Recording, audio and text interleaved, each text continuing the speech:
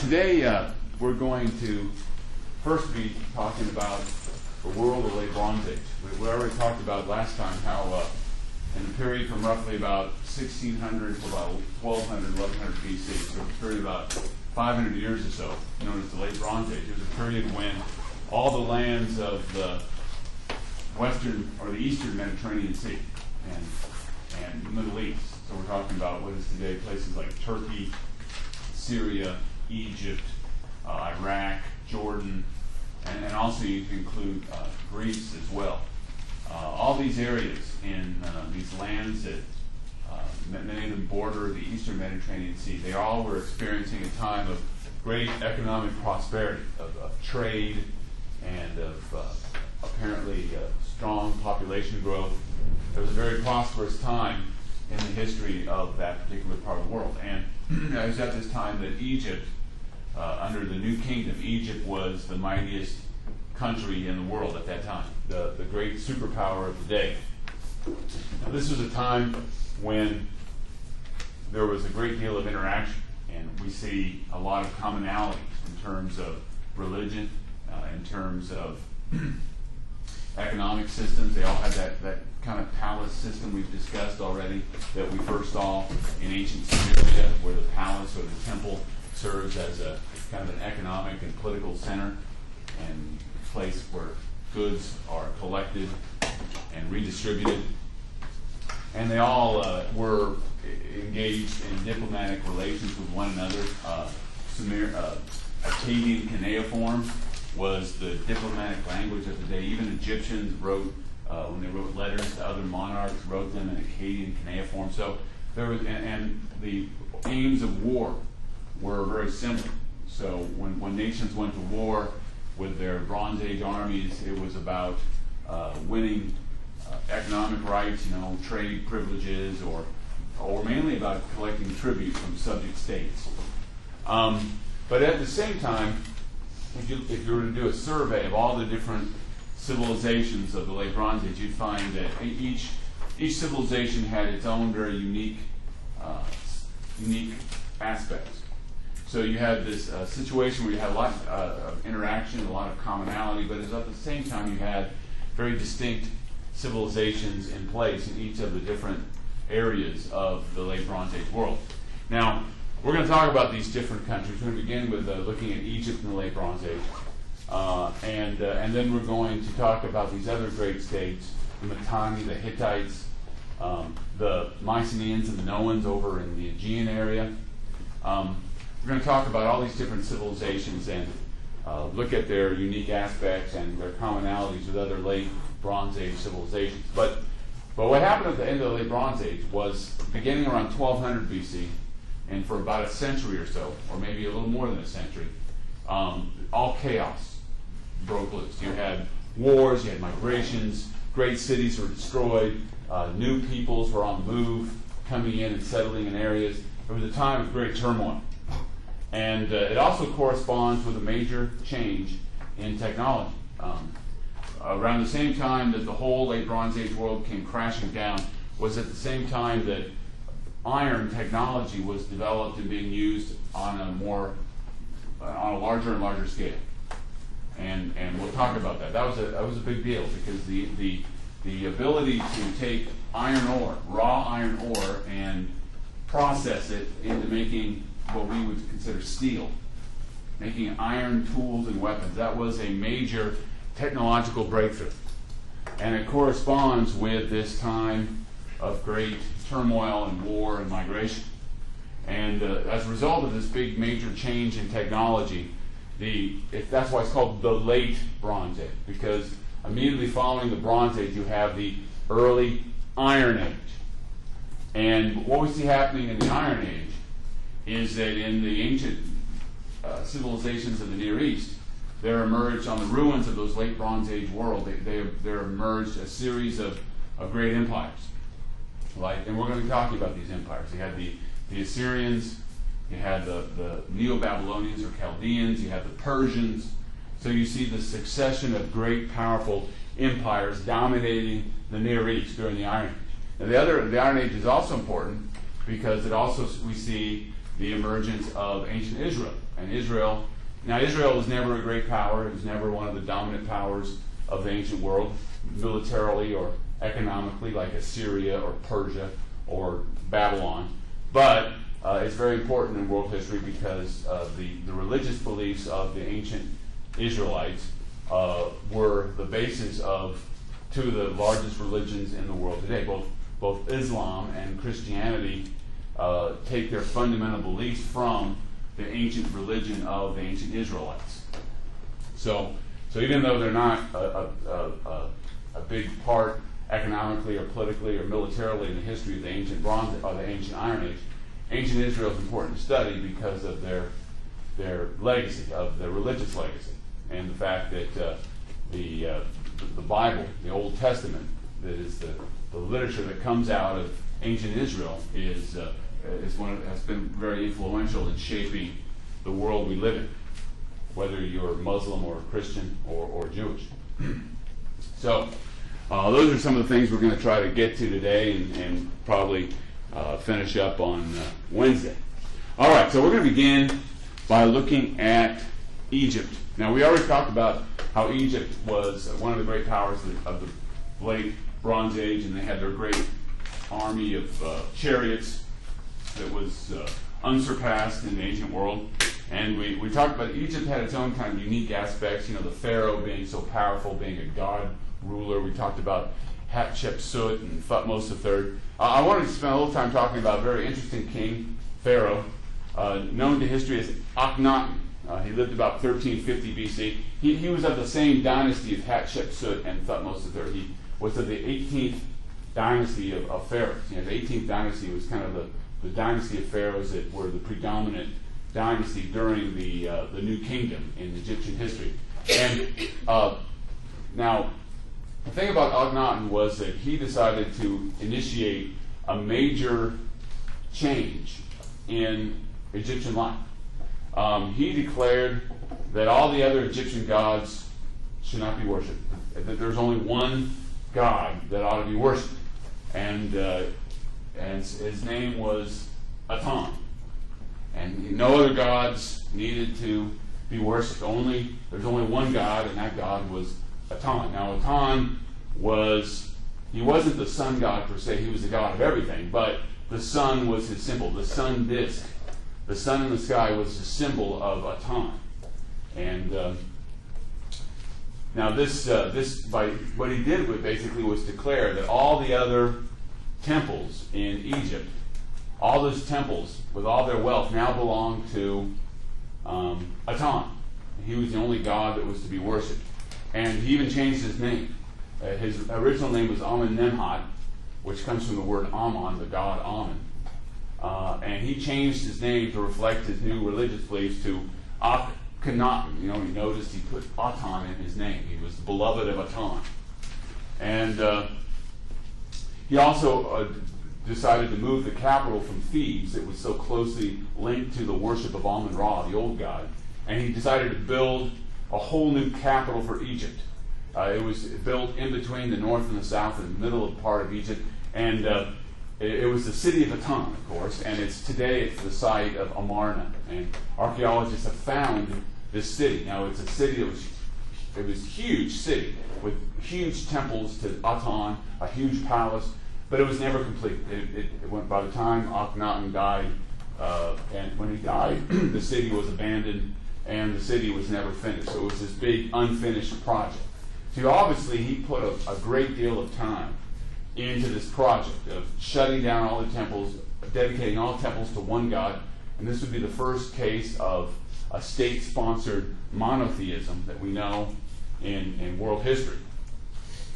Now, he also even decided to change even the way the pharaoh was portrayed. Now, typically, the pharaoh was portrayed as a pretty solid guy. Here's your typical pharaoh. I mean, the way that the pharaoh was portrayed had not changed since 3000 BC. They're always portrayed as solid, powerful beings. Look at this. He's pretty buff. He's got some big old muscles, broad shoulders. Well, he decided to change. Look, this is a man. He's got like feminine. He's got the big old hips. He looks all kind of I mean, people even have speculated that he was a transvestite or something, because he looks like has both male and female features. But all the pharaohs were portrayed in this way. All the members of his family were portrayed kind of very strange, elongated necks, kind of feminine hips. Nobody really knows why. We can only speculate. But he had this whole new way of portraying the pharaoh, very different from the way that pharaohs were normally presented. Now, there's a lot of speculation about Akhenaten. You know, what kind of person was he? What was he trying to accomplish? Now, some historians believe that he was like some kind of religious zealot, that he came to this conclusion there was only one God, and he was determined to use all of his power as pharaoh to implement this religion throughout his entire country and to push for the religion of a single God, the God Aton. Other historians have been a little bit more skeptical about his zealotry and have speculated that it was all about power, that the way he saw it, perhaps, was that the priests were getting too much power, that the pharaoh was becoming more and more just a military and political figure, and more power was in the hands of the priests, especially the powerful priest of Amun-Ra. So some historians have speculated that what Akhenaten was trying to do was to weaken the power of the priesthood and restore all of Egypt's religious focus on the pharaoh. Because according to Akhenaten, only the pharaoh had direct access to Aton. So basically the pharaoh was the link, everybody's link to Aton. You couldn't learn about God unless you went to the pharaoh. So some people have speculated that what he was trying to do was to try to reestablish the old link between the pharaoh being an object of worship as the only divine figure, as having a monopoly on divine power like they used to in the Old Kingdom. So some people have said he was trying to restore, even though monotheism was a radical idea at the time, he was trying to restore kind of like the pharaoh's kind of position as a religious figure, which had been kind of lost over time as the pharaoh became more of a military and political ruler, and more of the religious power was focused on the priests. Well, anyway, Akhenaten's experiment failed. In fact, you've heard of the tomb of King Tut.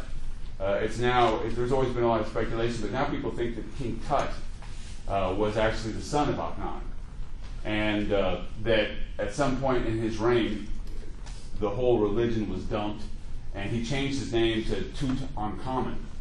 He got rid of his original name, had the name Aton in it. He changed it, and the Amarna was abandoned, and the temples were restored to the old gods, and Amun-Ra was restored to his place as the chief god of the Egyptian pantheon. So when it was all said and done, the whole experiment was a failure, and Egypt went back to being its traditional polytheistic religion, and the pharaoh went back to being more and more of a political and military figure, while the priests of Amun-Ra gained more and more power and influence as a religious figure. So it was just a wash when it was all said and done. Now, one of the results of all this was this marked the end. Tutankhamun, King Tut, marked the end of the 18th dynasty, and the 19th dynasty was established, which was more including Ramses II, or Yul Brynner, as you know him if you ever watched the old, ever watched the Ten Commandments with Charlton Heston. But I always think of Ramses II as Yul Brynner. But the 19th dynasty was a continuation of the New Kingdom, but the pharaoh was basically more and more a political military figure, and the priests of Amun-Ra continued to acquire power and influence and religious authority during the 19th dynasty. All right, so we looked at Egypt in the late Bronze Age. Let's talk about some other powers. Another great power were the Mitanni. Now, the Mitanni, their power base was what is today northern Iraq, what is today Kurdistan. And the Mitanni are interesting because they originally were Indo-Europeans. In fact, we know that they worshipped some of the same gods worshipped by the Aryans over in India. So they were an offshoot. Remember, one group of Indo-Europeans. The Aryans had invaded into what is today Pakistan from Central Asia. So it's believed that another branch of Aryans, the Mitanni, headed west and eventually settled in what is today northern Iraq and eastern Turkey. And we know that they were Indo-Europeans because they worshipped like the god Varuna. The god Varuna was a deity worshipped in ancient India, in Vedic India, during the days of the Aryans, and he was also worshipped early on by the Mitanni. Now, when the Mitanni settled in northern Iraq and what is today eastern Turkey, they intermarried and intermingled with the local population, the Hurrians. So the Mitanni were, over time, they lost their Indo-European language and spoke Hurrian instead, which had been spoken for centuries in that particular part of the world. Now the Mitanni were, what they did is they were famous for their chariots. Just like the Aryans who invaded India, the Mitanni were great horsemen and had great chariots. And the Mitanni, making northern Iraq and eastern Turkey their base, they were able, between 16 and 1400, to establish a very extensive empire that extended all the way from northern Iraq into what is today Canaan, or what is today Israel and Jordan and Syria. And the system that they set up was that you have the high king, the king of kings, of the Mitanni was located in northern Iraq. We're not really sure exactly where in northern Iraq the Mitanni base was located, but they set up subject states all over the ancient Near East. And what they would do is that all the Mitanni subject kings, who had their own little private armies of chariot drivers, they all were, in one way or another, vassals or subject to the great king. For example, it's believed that in the Old Testament that you hear about the Jebusites. The Jebusites were the ancient inhabitants of Jerusalem. Before Jerusalem was part of Israel, before it became the capital of Israel, it was the home of the Jebusites. And many historians believe the Jebusites were Hurrians and Mitanni. That a Mitanni ruler had set up a kingdom in Jerusalem that was subject to the great king of Mitanni, and that the Jebusites were Hurrian and Mitanni who had intermingled with local Semitic peoples to create these Jebusites that you hear about in the Old Testament. It's one of the earliest inhabitants of the land of Canaan before the ancient Israelites arrived. Now the Mitanni, they were very much a part of the Near East. In fact, we found a Mitanni city. The city of Nuzi is located in northern Iraq, and it's on the Tigris River, and it was one of the major cities of the Mitanni. We know it wasn't their capital, but it was a major city. And when you look at its inhabitants, they spoke Hurrian, they spoke Amorite, they used cuneiform as their language. So we can see that Mitanni would be an example, a great example of how we see so often in Mesopotamia of when a new people come in, they quickly adopt the culture and even the language of the area that they conquer. And that was certainly the case with the Mitanni. Now, the Mitanni are closely related to another Indo-European people, the Hittites. Now, the Hittites we've already mentioned. The Hittites, the great king of the Hittites, Mercilus, in 1600 BC, his armies advanced on Babylon and destroyed the city and brought down the old Babylonian kingdom that had been established by the Hammurabi. Now, what happened with the Hittites, though, is that after this great victory, the Hittite kings were always at war with one another. There were all kinds of dynastic squabbles. There was a lot of problems with succession to the throne. Who would be the next king? And so among the Hittites, there were civil wars, and that's one reason why the Mitanni were able to take advantage of the situation. And from 1600 to 1400, the Mitanni were the dominant power, and the Hittites were always fighting among themselves and having these dynastic battles. The Hittites were like a second-rate power, and sometimes even subject to the Mitanni. Now, the Hittites are another example. They were Indo-European originally. So like the Mitanni, they're Indo-European. But what had happened is that they had intermingled and adopted the language, the local language. It was called Hatti. the language spoken by the peoples of central Anatolia, what is today Turkey. So a very similar situation to the Mitanni. Now, the thing about the Hittites, though, was that they were located in Hattusas. We have found their main capital. It's located in what is today central Turkey. And Hattusas was one of the great cities of the ancient world. It was the capital of the Hittite Empire. Now, the Hittites were able to eventually get over their wars among themselves. And by beginning around 1400, the Hittites were able to unite and eventually eclipse the Mitanni as the dominant power in at least in northern Iraq, Syria, and Anatolia. And so the Mitanni were replaced by the Hittites as probably the major rival power to Egypt in the ancient Bronze Age world. Now, what allowed the Hittites to finally kind of unite and to defeat the Mitanni and become a dominant power was that they found a way to get around their dynastic problems. The Hittites had a very unique institution. It's called the Pancus. Now, the Pancus historians have noted that the Pancus was the first case of what we call a representative assembly. Because the Pancus was all the great nobles of the Hittites. The Hittites, like the Mitanni, took great pride in their chariot warriors. These were the guys who drove the chariots. If you knew how to drive a chariot, it was like a hereditary occupation.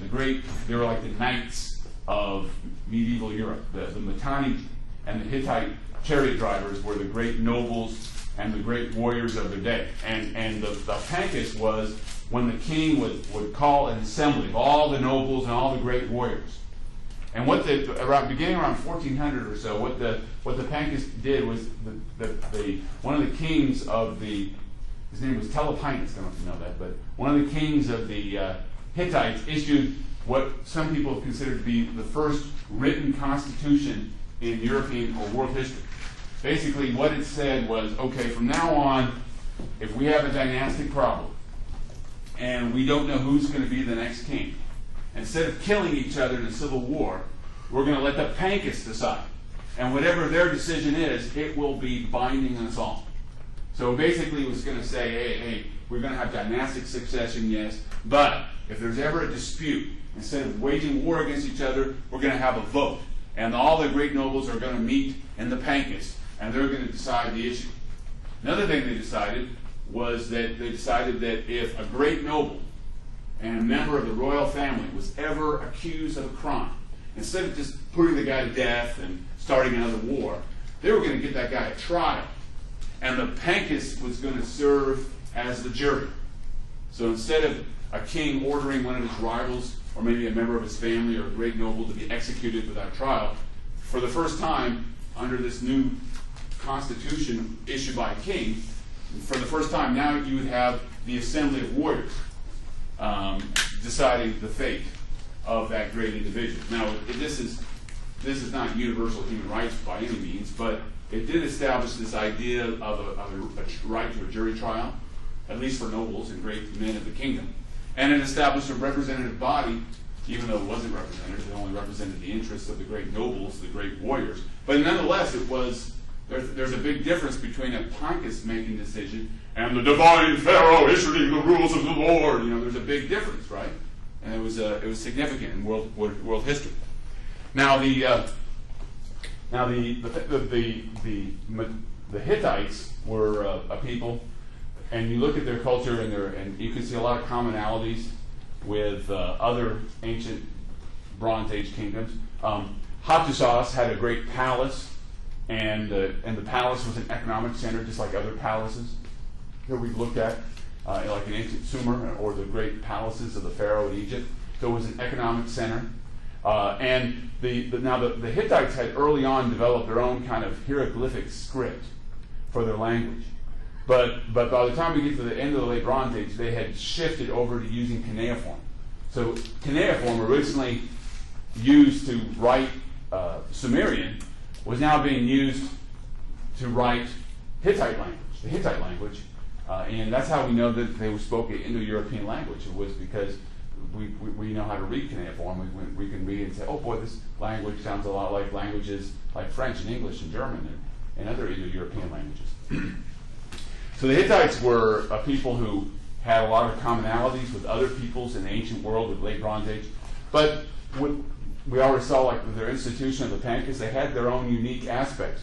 One area where they were, and this applies to the Mitanni, was in the world of religion. They were very, both the Mitanni and the Hittites had adopted much of the religion and mythology of the ancient Hurrians. The Hittites, like for example, among the Hittites and the Mitanni, the main god that they worshipped was Teshub. Here's a picture of Teshub with his big axe. He was always portrayed carrying an axe, and he was the god of storm.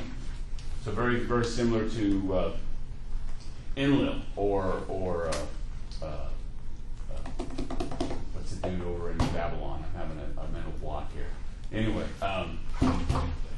no, Bel, yeah, or Marduk. That's it, Marduk. Bel is the same thing. Yeah, thank you. And an interesting thing about the Hittites is that another thing that was interesting about them was that they did not worship in temples. You know, we saw that in ancient Sumeria you had the big ziggurat. The Canaanites had the temple that would be, the temple that would eventually be like the temple that the Israelites would build in Jerusalem on a hill. But the Hittites didn't have temples. They worshiped their gods out in the fields, or there were sacred groves of trees, or if there was a very unique rock formation somewhere, that's where they would go and worship their gods. So they worshipped out in the open air. So that was very distinct. They also didn't have a distinct class of priests like we see in Egypt. They had diviners, they were called. They were closely attached to the royal family, but these diviners would be people who were specialists in winning the favor of the gods through secret rituals. Hittites were very much into big rituals, saying spells and doing certain things, doing certain rituals that would win the favor of the gods. They're also very deathly afraid of the spirits of the dead, and they were always having all these exorcisms. They thought that if there was any kind of disease or sickness, it was because some dead spirit, some ghost was bringing destruction and disease. So they had all these rituals by diviners that were intended to, get rid of these ghosts, to purify somebody so these ghosts would not attack. So they had, in the realm of religion, they had some unique aspects. Now the Hittites also had their own creation story. We talked about Marduk and the Babylonian story about how the world was created according to them. The Hittites created their own version of, and in their version, of course, the creator god was Teshub. Just like for the Babylonians, the creator god was Marduk. Now, in the Hittite tradition, Teshub was born inside this mountain god. He grew up within a mountain god named Kumarbi, who was portrayed as a giant mountain, not a mountain man, but literally a mountain that was a man, made of stone. And Kumarbi grew up in the stomach. I won't tell you how you get there; it's kind of gross. But he grew up in the stomach, and then he was able to defeat Kumarbi. He broke out of Kumarbi, killed Kumarbi, and then used his body to make the world. So the heavens and the earth were created from the body of this giant mountain, Kumarbi. So that was the story of creation according to the Hittites. And then Teshub, once he had created the world, he ascended to heaven and became the ruler of gods and men, the great god worshipped by the Hittites. One of many gods. They were polytheists, just like other religions of the region. All right. Now, another great civilization that emerged in the late Bronze Age was in the Aegean area, and that would be the Minoans of Crete and the Mycenaeans of the Greek mainland. Let's see if I can get my map going here.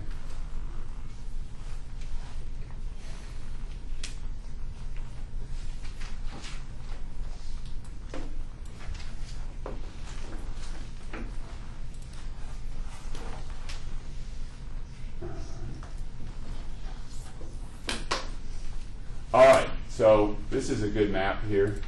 Kind of shows you the world of the late Bronze Age. You know, here's where the Hittites would be located in what would eventually be called Asia Minor, but this area was where the Hittites, the Mitanni were over here. Here's Egypt. Here's the land of Canaan and Syria here. And then when we talk about the Mycenaeans and the Minoans, they were right in this area. Here's the Aegean Sea. And the Minoans came from the island of Crete. And Crete would be the first civilization, first European civilization that we know about. And that would be Minoans. And the Mycenaeans would be located here on the Greek mainland. And in many ways, the Mycenaean civilization was built upon the foundation laid by the Minoans. So there are a lot of similarities and commonalities between the Minoans and the Mycenaeans. But the Minoans were first, and they were located here in Crete. All right, now beginning around 2000 BC on the island of Crete, we begin to see the growth of these first great cities. Knossos being one of them. Now, at the center of these cities was a great giant palace. Now, by the time we get to the late Bronze Age, beginning around 1600 BC, on the island of Crete, you had a whole series of great palaces. Giant palaces. And many historians believe that these palaces served in the same capacity, the same purpose as palaces we've seen in the Hittites and in Egypt and in Mesopotamia. They're economic centers. And we know this because every palace had huge storage capacity, granaries and places to store oil and grain and other goods. They also had workshops for craftsmen who worked directly for the palace. So every palace would have nearby lots of like what we would consider industrial space, where you had workers mass producing goods for the palace. So an economic system on Crete that developed there was very, very similar to where we see in other parts of the world.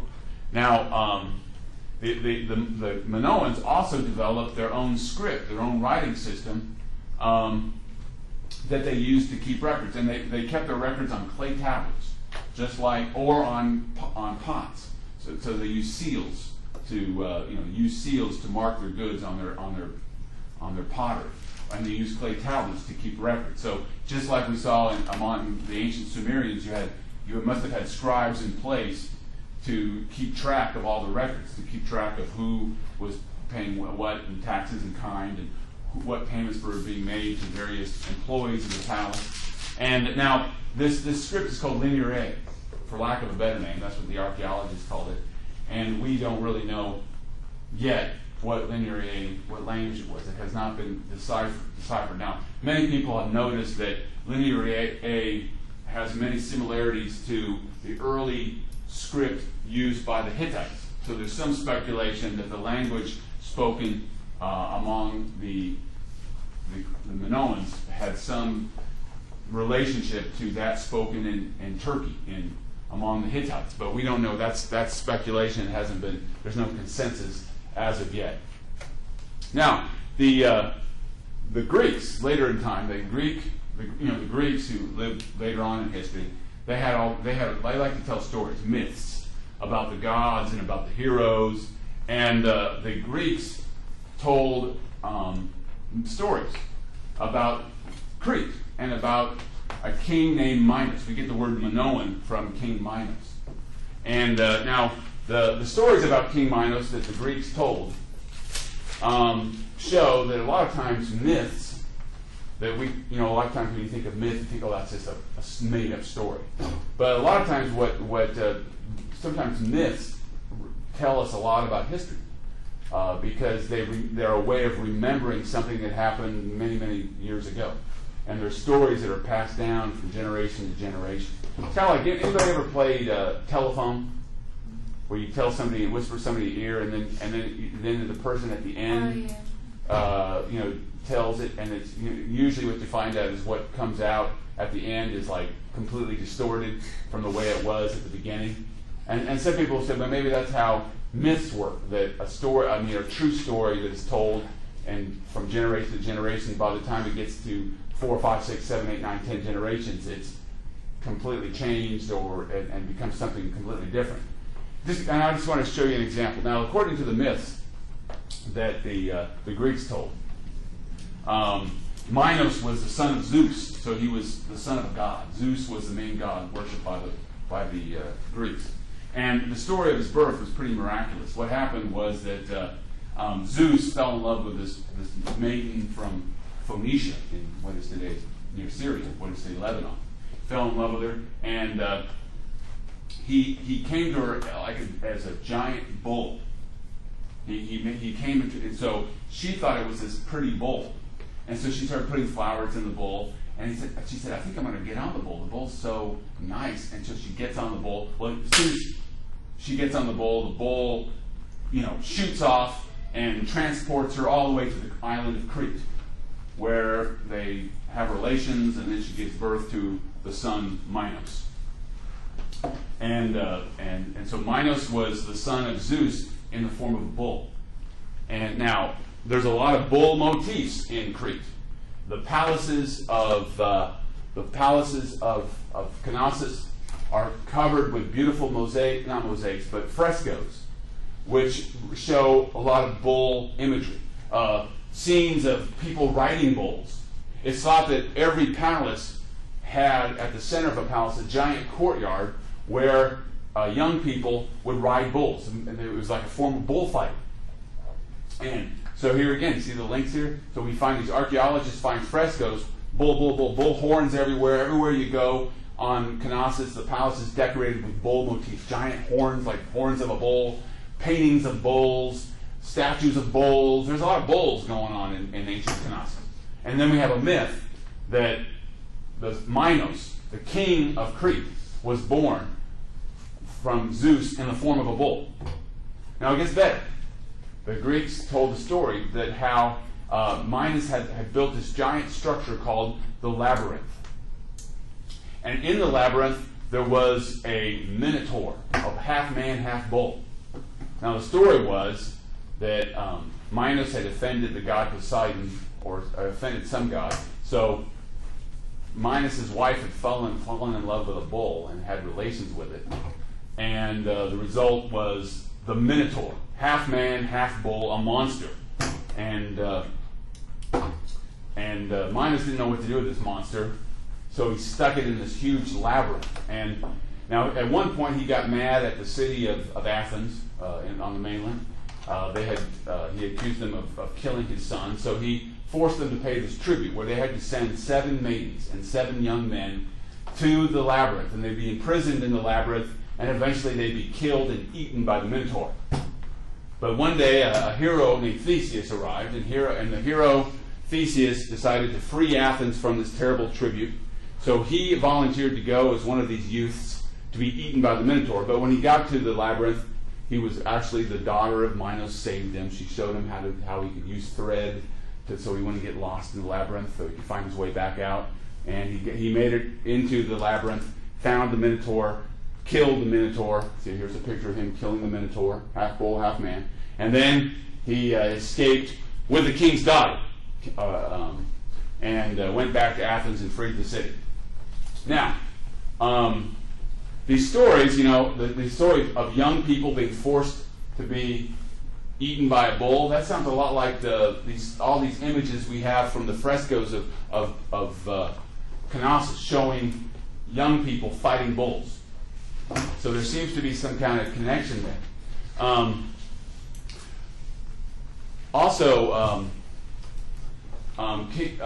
Another thing was that this is a bad day for me. I'm having all these senior moments here.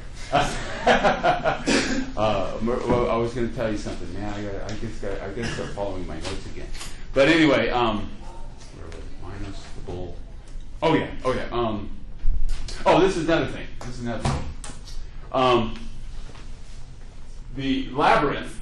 Remember that they had those big palaces on Crete? And some people speculated that these palaces were the basis of the story of the labyrinth. Why do they think that? Well, okay, the word labyrinth means hall of the double axe. An axe being a double axe, two-sided axe. And all over the Palace of Knossos and then these other palaces that were built on Crete, you find depictions of a double axe. So basically, the basis of the story of the labyrinth is the palaces that were built on Crete by these rulers. So in many ways, you can see how a story that was told by the Greeks has some basis in fact, in the greatness of late Bronze Age Minoan Crete. Now, some people have looked at this myth and said, well, maybe this myth can tell us something about the ancient Minoans. Perhaps Minos was like Pharaoh, a title, and every king of Crete was the Minos, and maybe that was some kind of a hereditary title. Also, the Minos is the son of Zeus, and he's also, according to Greek myth, he's also one of the judges of the dead. When you go to Hades, the land of the dead, the Greeks believed that one of the judges who would sit in judgment on you would be King Minos himself. So he was considered to be a divine figure. So perhaps on ancient Crete, the Minos was not just a man; he was like the pharaoh, a religious figure. Now, the Minoans did not build temples either. Like the Hittites, they worshipped in caves, they worshipped on mountaintops, they worshipped in the fields.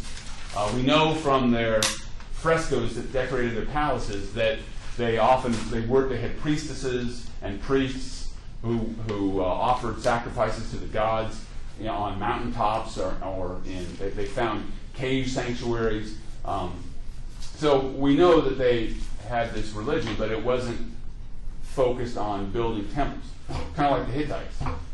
And also, another thing about their worship was many people have speculated that the Minoans might have worshipped nature to a large degree, because all their frescoes that decorated their palaces portray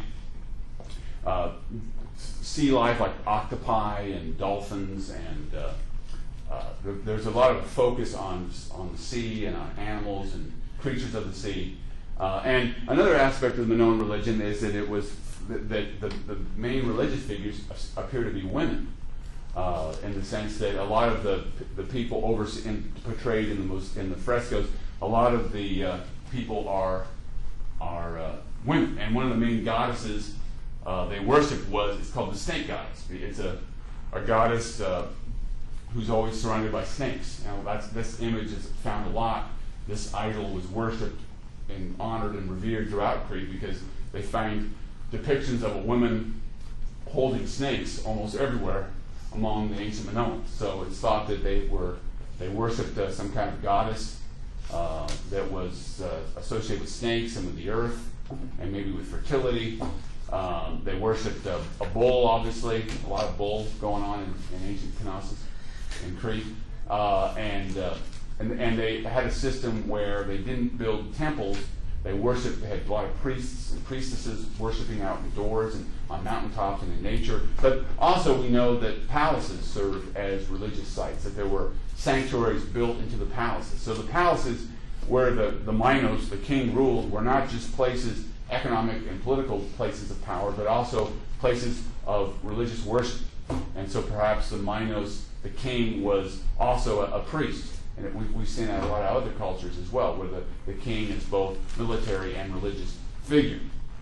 Now, about 1550 BC or so, the palaces of Crete were all destroyed, just wiped out, burned and looted. It's believed that what happened is that people from the mainland came in, mainland Greece, and conquered Crete. Now, when they conquered Crete, we know that a new people had arrived because when these people came in, they rebuilt the palace at Knossos. And they built a couple other palaces. But they rebuilt the main palace at Knossos. But when they started writing, they still used clay tablets, but they used a different language. Linear B, it's called. So the fact that the new inhabitants of Knossos were writing in a new language shows that people had come in and conquered the Minoans, and they had been replaced. Now, Linear B is called Linear B because it looks a lot like Linear A. Now we know it's a different language because Linear B has been deciphered. And the thing about Linear B is it's ancient Greek. So the people who conquered Crete were Greeks, Greek speakers. And they adapted Linear A to their own language and used it to develop their own script called Linear B. Now, this culture of Greeks of the late Bronze Age is called Mycenaean because after 5215 BC, you start to see the rise of these major cities on the Greek mainland. And the largest and most powerful city was Mycenae. That's where we get the phrase Mycenaeans. Because Mycenae was by far the greatest of the cities of the Greek mainland. Now, there are a number of different cities, but Mycenae was the largest. And now the Mycenaean Greeks, they were very deeply and strongly influenced by Minoan civilization. So they adopted the Linear A script. They used it to write their own language in Linear B, but they built palaces, just like the Minoans had built. Now, the big difference between a Mycenaean palace and a Minoan palace was that instead of having a big courtyard where you had bullfights like you find in Crete, among the Mycenaeans, the center of their palace was a big room called a megaron, a big room with a big hearth in the middle. Now, the Greeks told stories about the Mycenaeans. There was the Greek poet Homer tells us about he wrote the Iliad and the Odyssey. And in the Iliad, the most powerful of all the kings of ancient Greece was King Agamemnon of Mycenae. So again, we have another story where these stories that were told centuries later, after the late Bronze Age, they seem to have a basis in fact. So like in the epic poems of the Greeks, Mycenae is the greatest power. And the king of Mycenae, Agamemnon, is the greatest king of all the Greeks. And then we go back, we find out through archaeology that Mycenae in the late Bronze Age was the biggest, most spectacular of all the cities, with the biggest palace. And now, among the ancient, in the epics of the Iliad and the Odyssey, every palace where every king had a great central hall with a big hearth in the middle, where everybody would gather and they would hear stories and hear poetry, and that's where the king would hold court and hold justice. And look what would happen when we start to investigate these palaces built by the Mycenaean Greeks. At the center is a big megaron, a big room with a central hearth. So again, we see that epic poetry that was written down centuries later preserves a memory of what it was like in the late Bronze Age Mycenaean world. Now, another thing about the Mycenaeans was because we can read their language, we can learn something about them more than we know about the Minoans anyway. Now, the king, these tablets, these Linear B tablets, were used to keep records.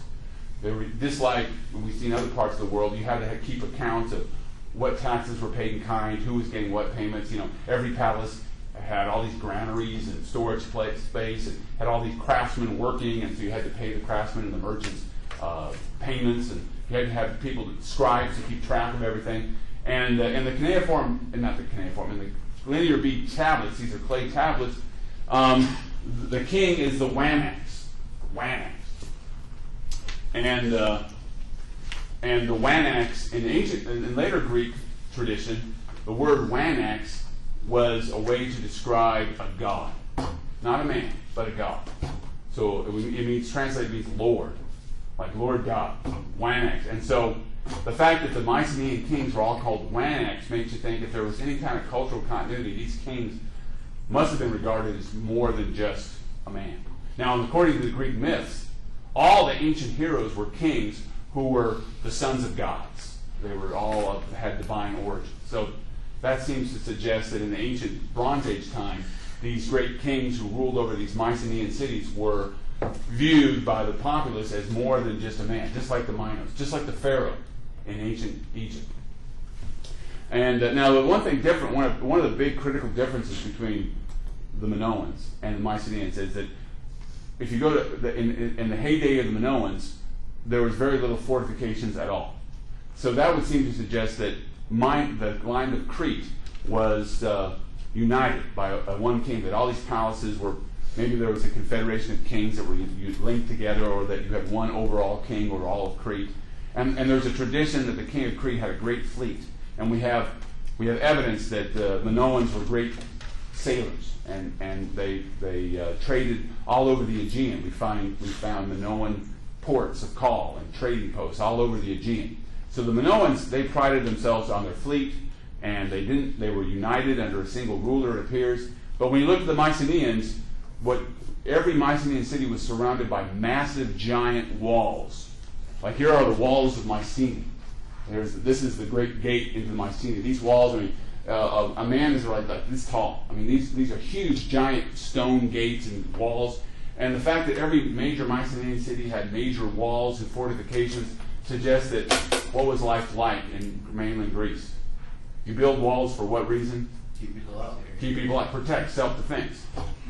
So it's believed that the Mycenaean city-states were all ruled by kings who were not united, that waged war against each other. And that is certainly how they're portrayed in Greek epic poetry. Agamemnon, the king of Mycenae, is the most powerful king, but he doesn't rule the other Greek city-states. In fact, the other city-states, the other kings of other states aren't afraid to challenge him. In fact, one of the stories in the epic, one of the basic stories, motifs in the epic of the Iliad epic, is the struggle between Agamemnon, the most powerful king, and another king, Achilles, who is one of the great heroes. So, and again, here again, we have poetry written centuries later that perhaps preserves some memory of actual events. In fact, they found Troy. The epic, the Iliad, tells the story about how the Mycenaean Greeks came together under Agamemnon and waged for 10 years a war against Troy. And archaeologists have found Troy. And it was destroyed by fire around 1200 BC, which was the time in which Greek historians dated the Trojan War. So again, there seems to be a correlation between events described in epic myth and the story of the Iliad and actual events that archaeology showed happened during the late Bronze Age. Now the destruction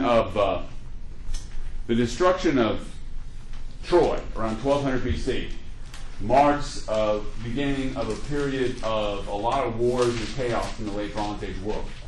And this corresponds to the same time that iron replaced bronze as the main tool, the main material for goods, for weapons and tools in the ancient world. And that's why the end of the late Bronze Age also marks the beginning of the early Iron Age.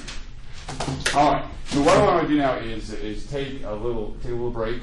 But what I want you guys to do in your groups, you can take a little break for a while, but I want you to get together in groups and think about this question: what would be the implications of iron? Okay, if you have iron, means you have the development of iron technology meant that you had more iron out there. I mean, bronze was hard to come by. There wasn't a whole lot of bronze. It was an alloy of tin and copper, and there wasn't a whole lot of tin and copper. There was a shortage of it. It was greatly revered. But once they learned how to take iron ore and make it into iron, I mean, there was iron everywhere. Iron was cheap. That meant, the development of iron technology meant that more and more people had access to iron tools and iron weapons. Now, so a whole new change in technology. So what I want you to think about, what would that mean? How would that change people's lives? How would that change how people live? The fact that now you could have these really good steel weapons and tools that more and more people had access to them. And then I want you to think about something else. How does some new technology in your lifetime being more accessible? What does a cheaper iPhone mean to the world? Right? That's a new technology. Iron technology was a new technology. They learned how to take iron ore and make it into a tool, make it into a material that you could craft. A blacksmith craft into, like you see at Dollywood, could craft into tools and weapons. So what does that mean? How would that change people's lives? And how does technology in general, how can the fact that technology is more accessible to more and more people, like an iPhone or a smartphone, the fact that billions of people can now have smartphones, something that, that You know that a smartphone holds more data than the most powerful computer in 1950? I mean, the Pentagon computer of the 1950s that helped produce the hydrogen bomb had less data in it than the smartphone that probably some of you have in your pocket right now. That means, look at that, technology is more accessible than ever now. So that's a question. So think about iron, how that would change people's lives, and then think about how something like new technology can, when it's more accessible to more and more people, how it can change society. So I want you all to get in your groups and think about that. Maybe take a little break for a stretch, go to the bathroom, get a drink of water, and then think about that. So we'll give you about 5, 6, 7 minutes or so. And then I'll ask you guys some questions.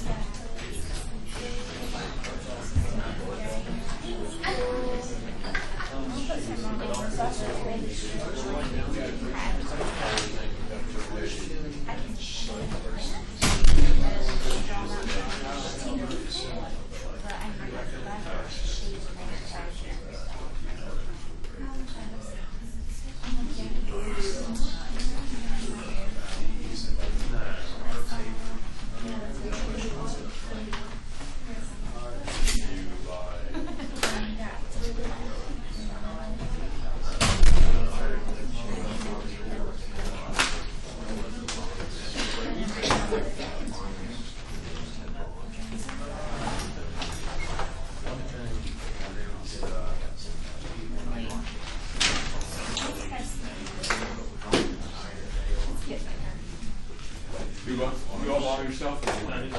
Oh, okay.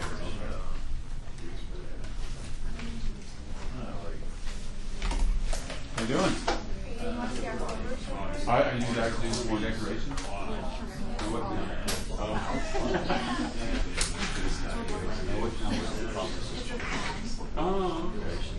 Oh, with a tree. What? Oh. I seen this in there, and I said, that can't be a student.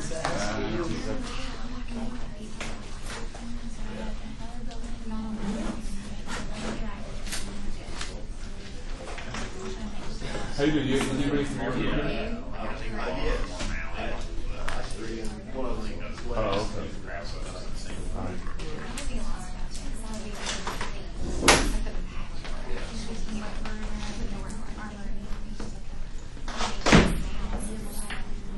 Amber Davenport, right?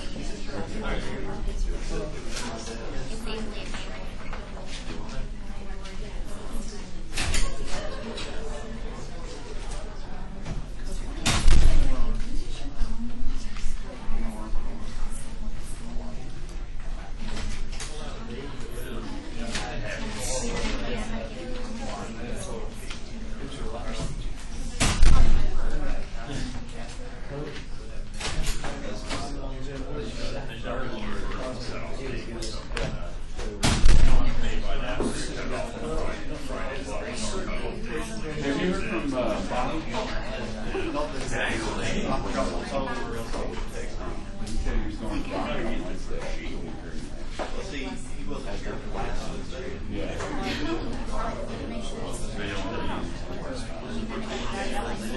He told me what's going on. I just wanted to hear.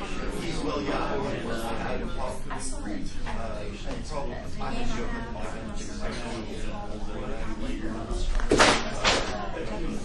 Oh, they're still doing it.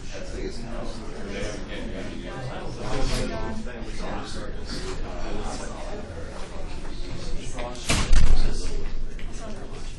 Yeah. Actually, it's, well, the thing about iron is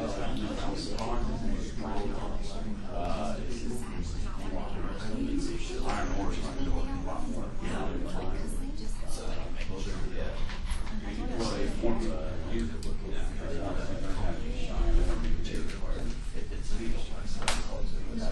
There's a process involved.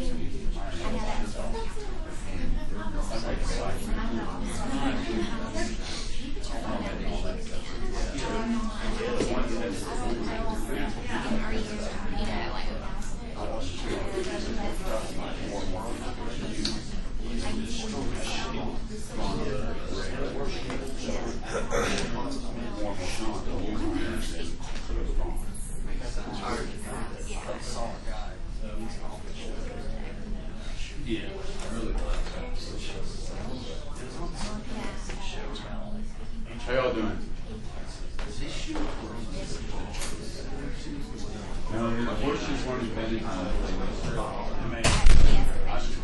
that's why horses were never used for labor. They were only used for like and gave access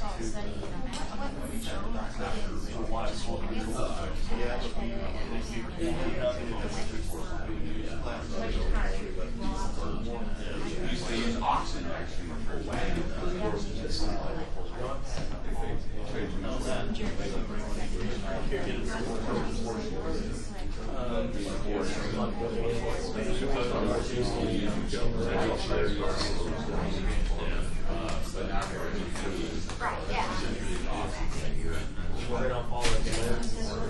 Yeah, they didn't stirrups weren't invented until after these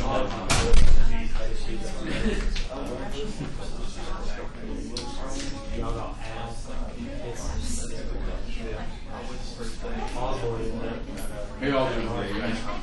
You guys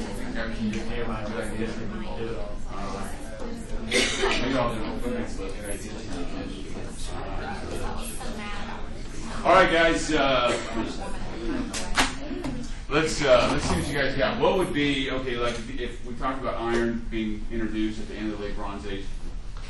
What would be some of the implications of iron for a culture, society in general? What do you guys got? Trade. Well, I mean, yeah, they could trade bronze too, though. More than just trade. What else? Yeah. I think it'd be around the first time you start seeing a middle class, because you'd have people who are able to afford to equip themselves, like arm themselves, the same as the nobles are able to. Well, yeah, you'd have, that would be true. You'd be able to, more and more people would have better tools. You know, instead of just, it used to be during the Bronze Age, most of the typical person, they continued to use stone tools because they couldn't afford bronze. But now you can make, everybody can have an iron axe. Think about that. Everybody can have an iron axe, and so there'd be more wealth being produced because more people would be more efficient tools. What else you guys got? Well, in America, a few years ago, the man actually died. There was a swordsmith named Paul Champagne. He lived in the mountains, and he could actually go out and find his own iron ore, and then he would make it into steel. So it was very simple to get a hold of, and then make it into iron weapons rather than having to alloy copper and tin. So you just take your ore, melt it down, smelt it. So you had technology that you didn't have to be, and it was more accessible. Anybody could do that, right? Right. So what if like more people can have access to weapons? What does that do if you're a warrior elite? What happens if in the Bronze Age you had these warrior elites? We have the bronze. We're the elite warriors. But now, hey, anybody can go to the mountains, make your own iron sword. What is that going to do to the warrior elites? What? They're not going to be that special anymore. They're not special. Yeah, you got your bronze sword. Hey, I got an iron sword. Screw you. More and more people, and more and more people means what about armies? Do armies get bigger or smaller? Bigger. And you can recruit among the young, poorer people, right? So are smaller militias too, like. Yeah, you can. A bunch of poor people could say, "Hey, we got iron ore weapons. Let's go kick some ass. Let's go raid and pillage. Let's go, screw these elites. We don't need them anymore. We have the weapons now. We can do what we want." Just think. I was just thinking, we were making fun of this years ago about Osama bin Laden and the cave, but he had a smartphone, didn't he? Mm-hmm. You get on a smartphone, he could tell all those little guys to go out and bomb this and kill that. So some Arab guy in the middle of nowhere who's a terrorist, a jihadist, he can, with his smartphone, he's just as capable of ordering a hit as a Pentagon chieftain. So technology today levels the playing field, just like technology 3,000 years ago leveled the playing field. So, and then, there's talk about smart bombs. You can take a guy with a suitcase with could have a nuclear weapon that could, a dirty bomb that could make radioactive a whole city. He could carry it in his suitcase. So Osama bin Laden, well, he's dead now, but whoever his successor is, got on his little smartphone, implement Plan B, and they could take their little suitcase full of radioactive bomb, kills 1 million people in New York City. It could happen, and people are worried about it. So technology, double-edged sword, man. Hey, that's a little play on words like that, sword, double-edged sword. I mean, it's a wonderful thing. And more and more, iron tools were a great thing for a guy. Iron axe, hey, I can chop down trees faster than my old stone axe. So you're more productive, so it's a great thing, boosting the economy. But it also means that some yahoo who's got an iron sword, a bunch of yahoos can form a militia and raid and pillage and kill and create havoc. Whereas just the Bronze Age, that would be less of a possibility. So those are some of the implications of iron. All right, now the collapse of the late Bronze Age world corresponds with the shift from bronze to iron. And some people even speculated that iron was a cause of disruption, like exactly what I just happened. People say, hey, I got iron weapons, let's go and cause a war. People who were poor, with iron weapons, they could go out and wreak havoc and become pillage and rape and kill and do whatever they wanted to do. So some people even speculated that the collapse of the Bronze Age world had a lot to do with iron technology. And what you see happening is across the late Bronze Age world, you had these nomadic groups, people from the mountains or from the desert, with iron weapons now coming upon the scene and taking over these cities and sacking them and creating all kinds of disruption. For example, according to Greek tradition, a Greek-speaking people called Dorians who lived up in the mountains of Greece, they came down and conquered the Mycenaean cities. The great cities of the Mycenaean tradition and the epic tradition. These great cities were all brought down, and mainland Greece was all conquered, or much of it, not all of it, but a good bunch of it was conquered by the Dorians. Now, some people have argued that these myths of the Dorians reflect the fact that maybe Greek-speaking mountain people who were on the margins of the Mycenaean world, maybe came out of those mountains and decided to raise some kings. And we know that in the period from 1200 to 1100 BC, that there was a lot of destruction. Cities were wiped off the earth, and there was a lot of death. Now, there's also some evidence of some major earthquakes. So it might have been a combination of earthquakes and human destruction and wars. But many people think that perhaps mountain peoples, maybe from a simple culture, mountain peoples came in from the mountains of central and northern Greece and occupied much of Greece and raided and pillaged. And they were a factor in destabilizing the entire area. So the Mycenaean civilization comes collapsing down, comes crashing down between 1100 and 1200 BC. Now, in Greece, the destruction of the Mycenaean cities meant the destruction of complex culture. Writing disappeared, cities disappeared, and all of Greece reverted back to a more simple culture for a period of 300 years. It's called the Greek Dark Ages. And it would only be in the 8th century that there would be a revival of complex cultures called the Renaissance of the 8th century. So one result of the late Bronze Age collapse in the Aegean world, in the Aegean world, was that it completely destroyed, for a period of centuries, the complex culture that had developed there. And all that would be left would be these traditions and stories passed down from generation to generation by poets like Homer. And that's the basis of the epic traditions of the Greeks, the Iliad and the Odyssey. Now, it is believed that problems in the Aegean area, wars and migrations, might have had a, what do you call it when you throw a rock into water? Ripple effect. Yeah. Having a senior moment again. Ripple effect. And so many people think that people from the Aegean area, maybe fleeing war and chaos, began to expand into other parts of the Mediterranean, looking for new places to live, to escape war and migration and destruction. And in all the records of Egypt and Syria and the modern Hittites, you hear about the sea peoples. the sea people. And they're people from the sea, people from the islands, from the Aegean area, coming in, raiding and pillaging and settling in new areas. One of the most famous of the sea peoples were the Philistines. Now, the Philistines are in the Bible. But the Philistines, many people think their original home was probably in the Greek area, in the Aegean area. And that at the close of the late Bronze Age, they were one of the groups of sea peoples who came in, and what happened was that they fought against the ancient Egyptians, the pharaohs, and the pharaohs couldn't defeat them, so the pharaohs gave them a bunch of territory in what became the land of the Philistines, and what is today Gaza, and that area, you've heard of the Gaza Strip, we're having all those problems today. Well, Gaza was the land granted by the Egyptian pharaohs to the Philistines at the close of the late Bronze Age. So they're probably the most famous of the sea peoples. But we hear about sea peoples burning and pillaging and raiding all over the eastern Mediterranean in the late Bronze Age. Now, another group of people were known to the Egyptians as the Libyans. Now, it's believed that the Libyans and the sea peoples together defeated the Egyptian pharaohs. And a lot of Libyans, these were nomadic peoples from the deserts of Libya, from the east of Egypt, and that these Libyans came in and settled in northern Egypt. And what happened as a result of these raids by the sea peoples and by the Libyans was that the new kingdom came crashing down.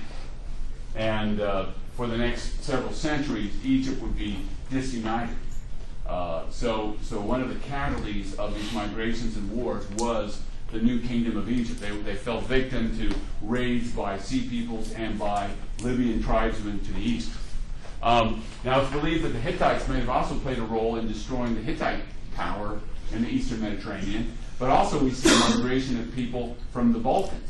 The Phrygians were believed to originally inhabited what is today Bulgaria and the Balkans, and they crossed over from Eastern Europe into Turkey, into Asia Minor, and they settled in much of Central Asia Minor. So here again we have another example of migration of people moving into new territory and creating lots of disruption.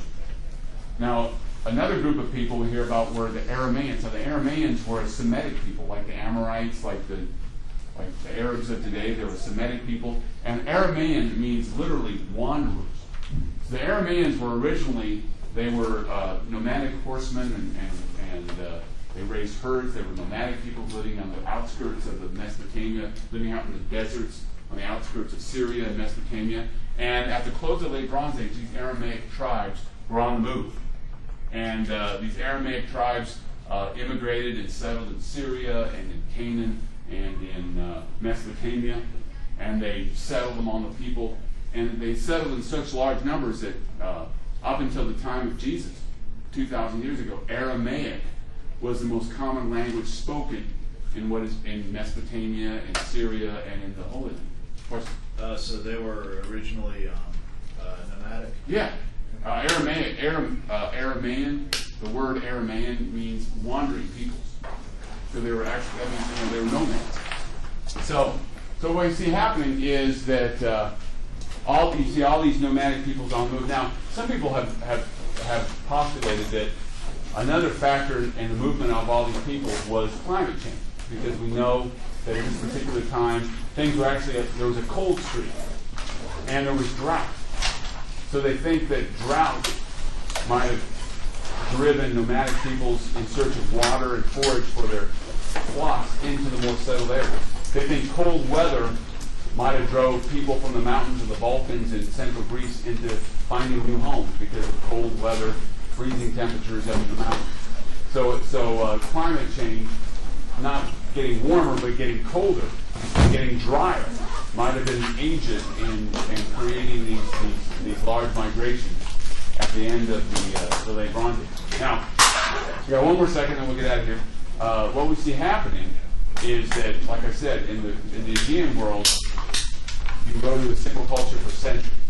But as we'll see next time, what we see happening in the Near East is that you see on the ruins of the late Bronze Age world a succession of great Iron Age empires.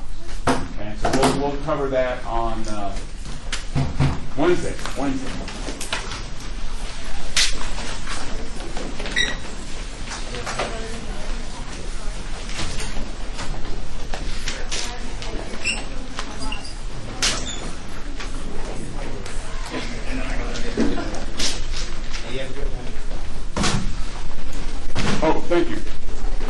Yeah, get all your things in. Are you a little bit more decorative now? I see that. I like it.